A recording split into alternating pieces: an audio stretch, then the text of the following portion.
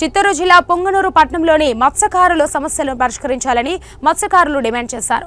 Punganur town BMS club ఆవరణంలో జరిగిన మత్స్యకారుల సమావేశంలో వారు మాట్లాడుతూ గత ప్రభుత్వంలో చెరువులు ఆక్రమణకు గురై మత్స్యకారులకు తీరని అన్యాయం జరిగిందని, బ్యాంకుల ద్వారా రుణాలు కల్పించి ఆదుకుంటామని చెప్పి మాట తప్పడం జరిగిందని వారు అన్నారు. ఎన్డీఏ కూటమి మత్స్యకారులకు వెన్నంటే ఉండి ఆదుకోవాలని వారు డిమాండ్ చేశారు. ప్రభుత్వము చేపలను కూడా తీసుకొని వెళ్ళిపోయినది. అదే కాకుండా చంద్రబాబు నాయుడు గారు వాళ్ళకి హామీ ఇచ్చినారు.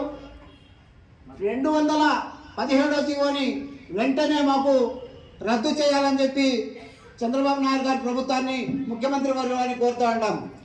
కొల్లు రవీంద్ర గారు కూడా 217 జీవోలు పేదల కడుపు కొడతా ఉన్నాము, నష్టవాళ్ళ నోట్లో మట్టి కొడతా ఉన్నారని చెప్పి ఈ లోగోలు తయారు చేసి గత ప్రభుత్వానికి విరుద్ధంగా కలెక్టర్ ఆఫీసుగా, ఎండిఓ ఆఫీసుగా, సబ్ కలెక్టర్ ఆఫీసుగా అందరూ కలిసి ధర్నా రాస్తా రోకో చేశాము.